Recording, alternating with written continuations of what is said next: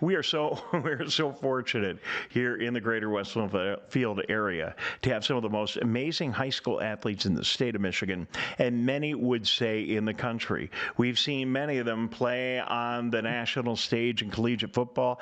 First name comes to mind, but Donovan Edwards, but I can go on and on about all the players we've sent to the University of Michigan and Michigan State and other fine institutions around the country. But hey, it's basketball season. Time to talk about that. And what a unique position we find ourselves in now. Mick McCabe of the Detroit Free Press has ranked the top teams in the state of Michigan. For the boys, he says number one team in the state of Michigan coming into postseason is Orchard Lake St. Mary right here at home. Number one team on the women's side, the West Bloomfield High School Lakers. Joining us from the Michigan High School Athletic Association is Geoff Kimmerly. Geoff, good morning, and thank you for joining us here on the Splash Live. Good morning. Thank you for having me. Yeah, it's good to have you with us. It's a very busy time around your place right now as we're going into the very big spring season. And before we talk about our amazing teams right here at home, we were talking about lacrosse yesterday on the show. There are so many different sports, both the club sports and the other sports that you at the Michigan High School Athletic Association help schools all around our state compete with each other. And it's a lot more. I know it is. It's a lot more than just basketball as we come into the spring, right? Yeah, absolutely. We start 5 weeks of winter championships actually tomorrow with our team wrestling quarterfinals in Kalamazoo. Actually, could count it as 6 weeks because we had our first championships in the Upper Peninsula in swimming and diving last Saturday. So we have team wrestling this weekend. We keep the wrestling going for another weekend after that at Ford Field, and we have bowling and competitive cheer, and then we moved into hockey and gymnastics and swimming and diving, and then we move into finishing up boys basketball season and girls basketball season at the Breslin Center. So we have tens of thousands of athletes competing in these tournaments throughout the month to finish the winter, and then everybody gets a little bit of a breather for spring break, but it's pretty short because our spring season is so compacted. We get right back into it in early April. All right, well, we're obviously very excited to talk about basketball. I think Kevin McIntosh is here, so we can bring him into the shot, and he can join us. I had to do that with a little bit of reluctance because Kevin just joined us, and he's a Cass Tech grad, so we have a little history, West Bloomfield and Cass Tech. We're still warming up to him here a little bit, but I tell you, really amazing job. Orchard Lake St. Mary and West Bloomfield. Let's start with the West Bloomfield Lakers and our girls basketball team, and quite a run. They made it to the state finals last year. I was there, had a great run. They won the state championship, I think, the year before, and now they're back, and Mick's got them number one. Just talk about them, if you would, and the growth and popularity of women's basketball at the high school level. Well, and Michigan's always been a very good state for girls basketball. We've had, even when the season was during the fall, especially when the season was during the fall, it received a lot of attention because it was opposite the boys. It continues to do so. Of course, West Bloomfield has been one of the absolute premier teams in the state the last 3 years. Indian, Summer Davis, the twins are finishing up their careers here over the next few weeks. They have a number of other players who gained some experience over these last two runs as well. Obviously, I think a lot of people would expect to see West Bloomfield and Rockford meeting again, just like they did in the championship game last year. If that happens, I don't know that there'll be a whole lot of people surprised out there, but that program has really taken a few steps up here lately.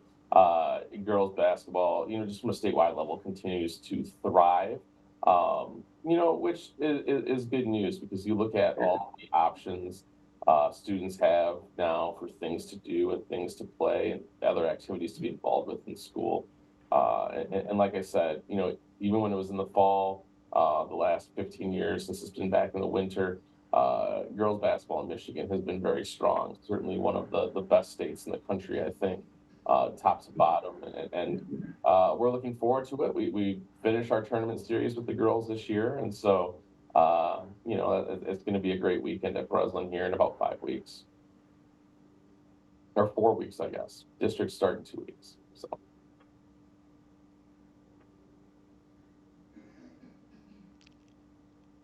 I'm sitting here quiet, waiting Interesting. for you, Kevin. We can't talk to each other off the Oh, screen here. So go ahead, Kev. It's all you. no, I completely understand. My apologies. No, great, Geoff. Thank you for the information and thank you for being here first and foremost. You mentioned the fact that there's a lot of different options kids have nowadays. They can even play video games as a sport nowadays. But can you just talk about some of the challenges and opportunities that the athletes, the coaches, and the administration face during the middle of the basketball season and all other seasons?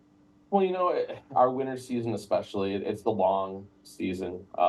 We start really with practices, even with, let's say, hockey, they start at the end of October, beginning of November, because their schedule is a little bit different with ice availability and things like that. Uh, and we just have a five, basically, November, December through March, we have about a 5-month winter season.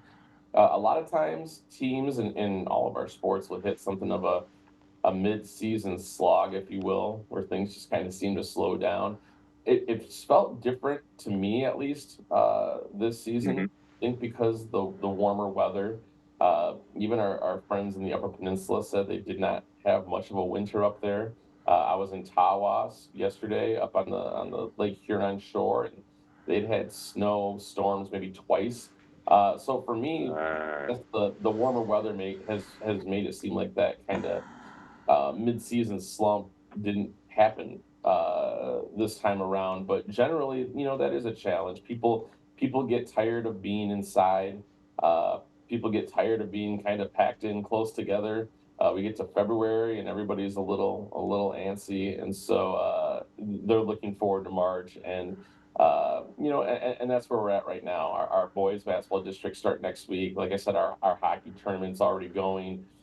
Wrestling's getting ready to start finishing up. Our other sports are into their tournament seasons as well. So uh, people are starting to make that transition, and that's good news. We have great winter athletics in Michigan. I mean, we're a northern state, right? We should have great winter sports, but I Correct. think everybody gets ready for the spring and looks forward to having the spring roll around. One more question, if you don't mind, Dave and Geoff. So, as head of communications for MHSAA, are there any key messages or initiatives that you want to promote or convey to any parents or athletes involved? We do. It's interesting because I think sometimes people wonder what we do, and I think sometimes people look at us as with just a critical eye that we're these rule making people and that we're actually making things tougher and things like that. But really, I think our main messages from this office always are we are trying to make sports as safe as possible for our athletes. We have about 175,000 high school athletes and many more middle school athletes that are at schools that are part of our association. So we're always driving to make our sports as safe as possible. We're always driving to make our competition as equitable as possible. That's where all these things come into play, like transfer rules and other things about students moving back and forth to different schools and eligibility and things like that. So, we emphasize what's going on the field or on the court in both of those ways. That's really where our priorities are. We're very big into coaches education. We're very big into student leadership, and those are things we're getting ready to celebrate our 100th year here coming up. And it's interesting because you look back at the things that were written coming out of this office and about this office even 100 years ago, when a lot of the issues Yeah, were I the same. bet. Things, as much as you would think they would change, a lot of them stay the same. And we are emphasizing a lot of the same things, and we are working with schools on a lot of the same things as well. Geoff, we really appreciate being with us today. Before we let you go, I would be negligent in my duties here if we didn't talk about Orchard Lake St. Mary a little bit over on the boys' side. How cool is that? We've been focusing on the girls. Now, there is a development and really it talks about how the girls' programs are moving forward. But last year, following Orchard Lake St. Mary, they're going to run into another really good team really quickly, probably in like Brother Rice as it was last year. I don't know how all the brackets are working out this year, but they have an amazing program over there. They've been a dynasty in basketball for quite a while, and they are back with a vengeance against this year, getting that #1 for Mick McCabe. Your thoughts? Well, and one of the things tonight, speaking of Cass Tech, the game of the regular season, it's a nice Operation Friendship game where the champions of the Catholic High School League, Orchard Lake St. Mary's, of course, and the Detroit Public School League, Detroit Cass Tech, last year's Division I champion, they always face off at the end of the regular season. They will play tonight at Callahan Hall, or not tonight, I'm sorry. They play on the 24th. So I think that is Saturday, Friday, Callahan Hall. And so that will be, what a way to finish the regular season. I don't think anybody would be stunned if those two meet again in the postseason at some point. And actually, when you bring up West Bloomfield and St. Mary's, I was looking at this just before we got on. The West Bloomfield boys also shared their league championship in the Oakland Activities Association Red, and the Orchard Lake St. Mary's girls are undefeated. So it's not only the two teams that we're talking about, it's the other two teams at those schools as well that are having a ton of success this winter. All right, well, Geoff, thank you. You just got me out of a lot of trouble and probably saved about 15 phone calls today after the show. Hey, what's the deal? What about the West Bloomfield boys? What about the Orchard Lake St. Mary's girls? Well, listen, I'm just following, Mick McCabe and what he has to say, but we'll see where it all goes. We're just so excited when anything happens that's good in sports. Listen, I wish the best to Cass Tech. I guess so. And we wish the best to everybody in the tournament all the way through. But I'm sorry, we're gonna cheer for the home team here on this show. Thank you very much, Geoff. One final thing here, just tickets for the tournaments. You're selling them all online. I think you did that for football. Are we still doing that for the basketball and the spring tournaments? Everything for basketball, everything up to the finals and semifinals at Breslin are on GoFan, and it's gofan.co. You type in the school where the game is that you'll be going to see, and it's all digital. It'll bring everything up. Tickets for the semifinals and finals at the Breslin Center are available right now from the Breslin Center ticket office. Those are also digital tickets. You can order those right now. It's general admission for both the girls and the boys. And I think all of our other tournaments, as I'm kind of scrolling through my mind, somebody's going to team wrestling this weekend at Wings Stadium. Those are print tickets, I believe. But everything else, Ford Field for individual wrestling, they have their own ticket office as well, and you would order that way. But everything else you can find on GoFan. If you go to our website, MHSAA.com, go to the sport that you're interested in. We make it pretty big and bold there how to get tickets, and you just follow those links, and we'll get you there and get you in front of some great high school competition here over these next few weeks. All right. Geoff, thanks for your time this morning. I know you're busy. Extend my greetings to your colleague, John Ross, and tell him that he'll have some credential requests on his desk as we head into the tournament, because Kevin and I, we're going to be out there at the Breslin. If it's Cass Tech or Orchard Lake St. Mary or West Bloomfield, we're going to be there with wall-to-wall coverage. You can count on it. Thank you very much for your time today. Appreciate it. Have a great day.